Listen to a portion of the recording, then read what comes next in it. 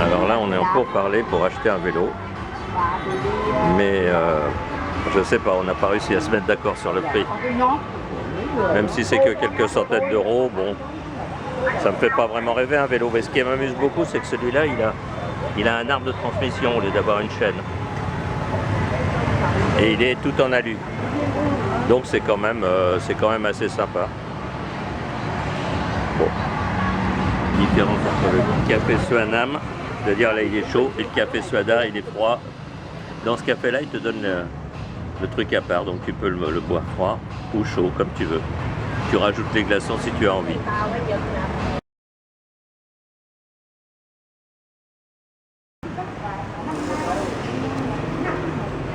Bon, finalement j'ai craqué pour un vélo. Alors il y avait les modèles qui étaient fabriqués à Taïwan, qui sont pas mal, classiques, mais qui sont quand même à 4 millions. Et finalement le modèle fabriqué au Vietnam, il est à 2 millions seulement. Ça fait 80 euros. Voilà. Donc je vais prendre ce modèle-là.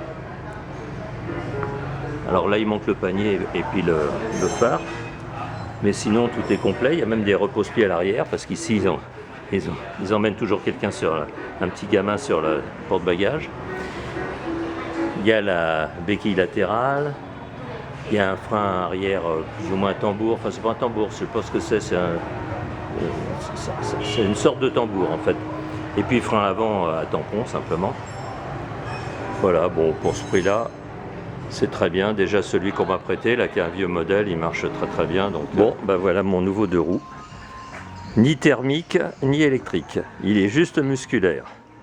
Et il n'y a qu'une seule vitesse, ce qui ici est bien suffisant puisqu'il n'y a pas de côte. Et il est tout en acier inox. Donc ça rouillera pas, enfin, sauf certains éléments, les vis, les trucs comme ça finit par rouiller parce que c'est pas en acier inox. Mais alors il a 32 rayons, il n'a pas 72 rayons comme les anciens modèles. Et c'est Made in Vietnam, donc 80 euros, bon, tout neuf. Frein tampon à l'avant, frein tambour à l'arrière, un antivol au niveau de la roue arrière. Donc tout ça n'est pas mal. Alors pour voir un petit peu comment ça vieillit, en voilà un dont ils se servent ici et dont on s'est servi aussi depuis plus de 20 ans. On voit que le cadre n'a pas bougé. Par contre, bien sûr, il y a des éléments qui ont complètement rouillé parce qu'ils ne sont pas en acier inox. Au niveau des soudures aussi, ça rouille. Et puis, il a des roues avec 72 rayons. Alors, je ne sais pas quelle différence il y a. Ça doit être plus solide, 72 rayons que 36. C'est plus joli, moi, je trouve. Mais enfin, bon, apparemment, ils le font plus. Ces roues avec un très grand nombre de rayons. Voilà, bon, ça vieillit pas mal apparemment. Parce qu'ici, c'est quand même très très humide. C'est pour ça que tout rouille. Et finalement, au bout de 20 ans, bah, c'est pas si mal du tout. Alors, j'ai passé beaucoup de temps à débarrasser le vélo de toutes ces décalcomanies. Passé surtout beaucoup de temps à enlever la colle après. Avec de l'alcool, j'aurais du trichloroéthylène, mais ça n'existe plus. Ça aurait été beaucoup plus vite.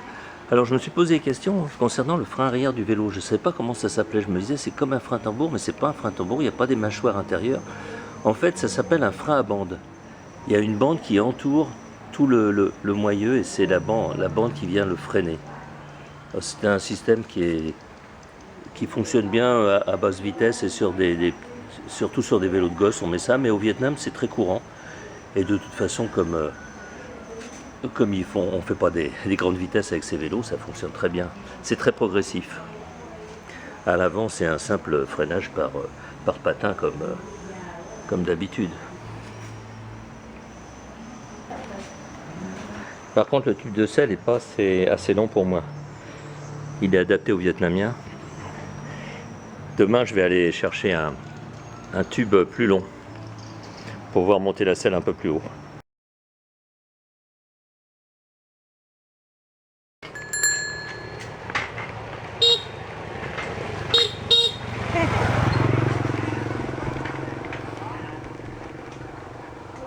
Bon allez, je vais filmer un petit peu en conduisant. conduisant d'une main, le vélo. Bon, si je tombe, vous saurez pourquoi. Mais je voulais montrer les petits chemins du Vietnam avec le beau temps. C'est vraiment sympathique.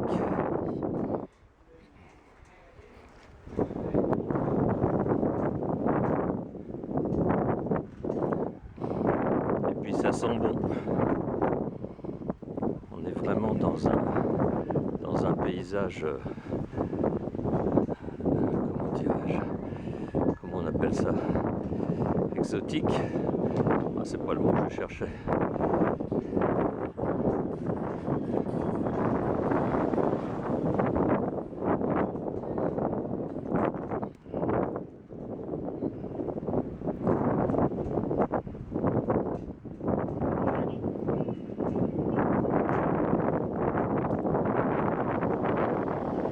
Paysage exubérant, c'est pas ça non plus, je cherche un mot, je trouve pas.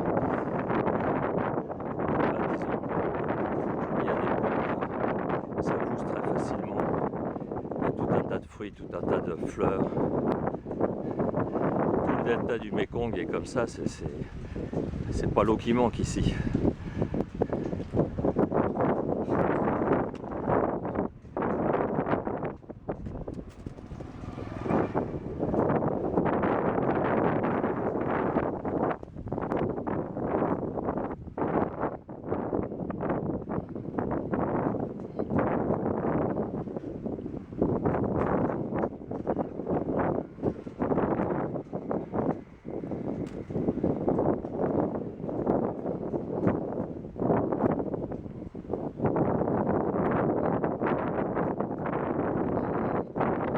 J'espère ne pas trop bouger parce que c'est pas évident du tout. Une seule main, puis le vélo il n'est pas suspendu, donc ça bouge pas mal quand même.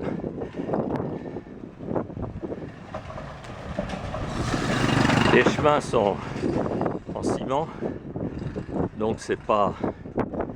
Là encore c'est une très bonne route là, mais c'est un petit peu dur le ciment.